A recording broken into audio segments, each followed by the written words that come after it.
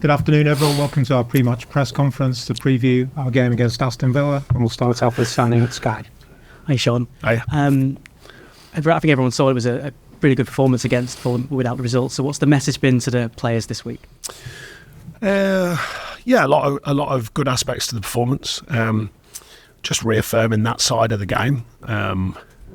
We know we created a lot. We know we created good quality chances, which is always key for me. A lot of the performance was right, so it's more about the building blocks from that performance going into the next game. I know you get asked about Dominic Calvert-Lewin every single week. I do. First off, I'm sure we all want to send our congratulations to him for having his baby. How's he? He didn't, but how's he adapting to being a father, and where's his rehab? I don't know how he's adapting to being a father. I don't live with him, but I'm sure he's enjoying the process, like I certainly did. On his side of things, he's in good shape. Managed to get a sort of end part of his rehab done this week with a 90 minutes, and so he's in good shape, and certainly comes straight back into the thinking. Subject of strikers, Che Adams, I believe the bid's gone in. Can you tell us any more about that? There's lots of conversations ongoing with a number of different areas that we hope to affect. No news at this stage about any of them.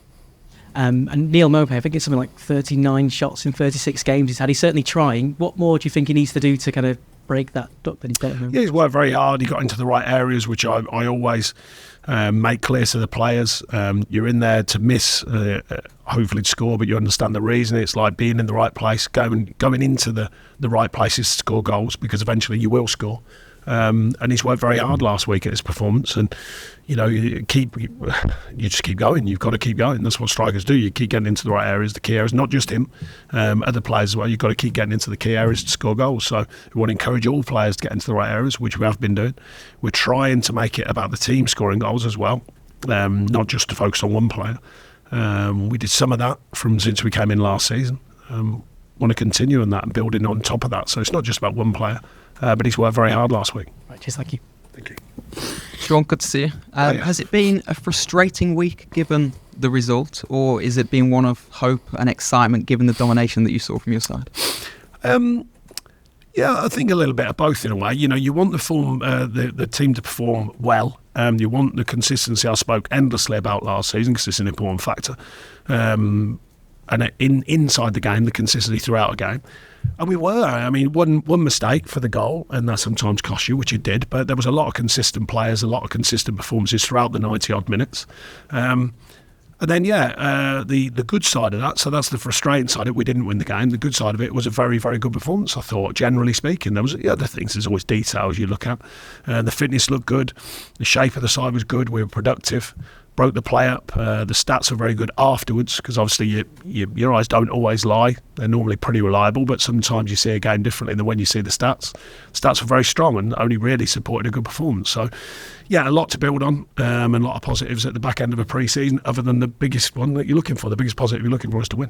So how do you ensure that you use that as motivation for tomorrow, and we're not having a similar conversation like this next week? Well, there's no guarantees. You just have to work hard, keep working hard, which the players are doing. Keep working at the details of performance, because they're absolutely paramount in performance. Both boxes are where games are won and lost. The middle bit of the pitch is important too, but both boxes are where it's really at, and we've got to continue to find the right way of operating in both boxes. A lot of good signs of it again last weekend, a lot of good signs last season, not so much in the goal scoring department, but we created a lot last week, so we have to find that again. You come up against a well-fancied team in Aston Villa, of course, who they themselves lost in some style on opening day. What kind of reaction do you expect to see from them tomorrow? Yes, interesting way of putting it. They lost in some style. Strange way of putting it. But they're a good outfit. We know that from what they did last season. They'll be looking, I'm sure, to bounce out of that situation, that result rather, with a home game. It's important for us to remind ourselves of the good work we did, and take them into the Villa game with a very positive attitude, which we will be doing. Thank you. Hi, Sean. What are you expecting from Villa, and what have you thought the job that Unai Emery is doing there so far? Well, you'd certainly imagine there's a reaction, because no one wants to get beat anyway, but certainly not the first game of the season. I mean, we know Newcastle have shown themselves to be a very, very strong side from last season, invested heavily in the right areas, and made a very good side. That being said, Villa showed that they were a very good side last season. So I think you'd expect a reaction. We have to safeguard against that. I think it was Joe Royle who used to say to me, always says to me, get your retaliation in first. Don't wait for them to step forward first. So we've got to play on the front foot. We've got to take the game on, both home and away. I think that's our mentality this season, is to take every challenge as it comes, but take every game on with a real positive attitude, and that's what we're looking to do. How has Neal Maupay been this week? Have you spoken to him? Yeah, I speak to him every day. Has he mentioned anything about the online abuse that he suffered after the No, game? that's been made clear. Our thoughts on that as a club, and I think everyone's thoughts on it, to be honest.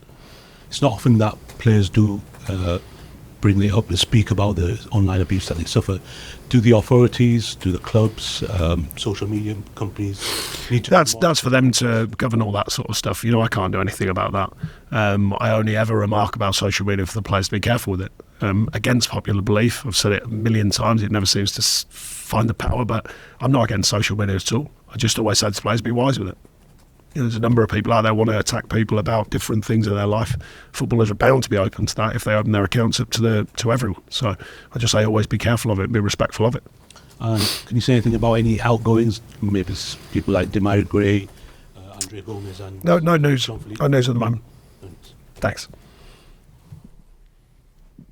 Sean, just a bit more team news. Any of the ones who missed out last week likely to come back to any of the ones who missed the game? Well, Dom's in the thinking, as I suggested, yeah. Miko's still got a bit to do. Arnie's still got a bit to do with it coming out of, not really injury, but just that real fitness. But there were a lot of them got 90 minutes in the week, which was pleasing. And I think the only one, I think Andre's got a tightness in his calf, so you've got to be careful with that because he's getting back to sort of full fitness. Just trying to get the base fitness right, really, for a few of them. But they're getting closer to what you'd call true fitness. With regards to Neal Maupay, does he just need one goal to kickstart him getting going on a run?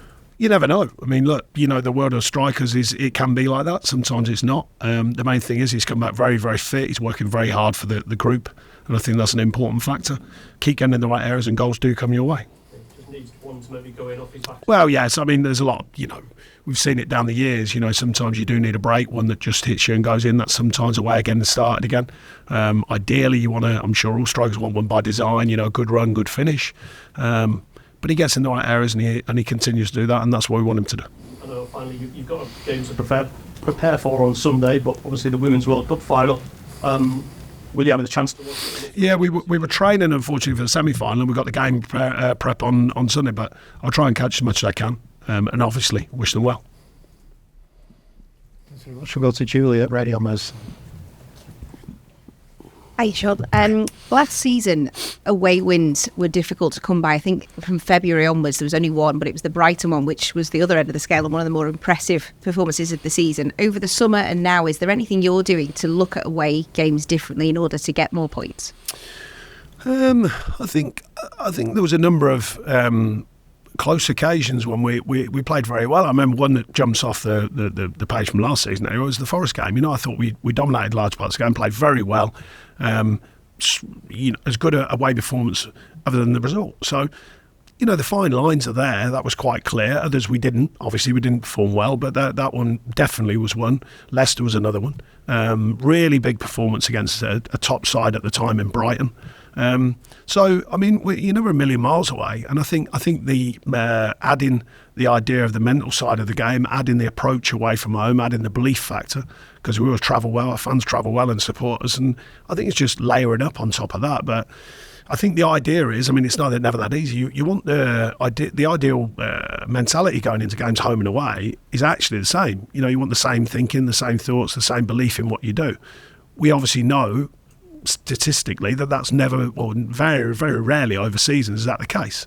So I think it's building on last season, adding in detail, but also adding in the mentality to go wherever we need to go and take on games to win. And I think that's a physical thing, of course, but it's equally a mental thing. Going into whatever stadium with a total belief as a unit that you can win games. And I think we're trying to edge that way and trying to build on that. But you've got to do the work. You've got to win games to keep enhancing that thought. There's been a lot of reports about Alex Iwobi's contract this week. Is there anything you can tell us on that? Any further updates? No, just always open lines of communication. I've made that clear many times. I've spoken to Alex and the club have spoken to his advisor. Just an ongoing situation amongst a number who are still we're talking to. I know you don't want to be drawn on incomings or outgoings, but are transfer windows getting even more difficult now? Transfer windows tend to be difficult anyway, but if you're not got massive amounts of finance, because we've seen the numbers this summer. I mean, it wasn't so long ago during the pandemic, the back end of the pandemic, we're all saying, the market's going to change. Well, it certainly has changed. It's gone that way, a long way that way. So, that's become the reality of it. So it's always challenging, Money or no money, by the way, it's always challenging to get deals done. And Chermiti, we're likely to see a debut anytime soon. And how's he getting? Who's that, sorry? Chermiti. Oh no, he's come in a bit delayed from his games programme. We got 45 minutes in the week, so he's still adjusting and still adapting. Very young, but he's adapting to the training, adapting to the playing. So he'll be a slow burner, I think, but he's going along nicely at the minute, just settling in. Thanks, good luck. Thank you. Right, Sean, just with Chermiti coming in, what's the situation with Tom Cannon now? Is he someone who you may be looking to loan out? No, he's only just got fit. He played 45 the other day, so we'll keep an eye on him and make sure that he's well.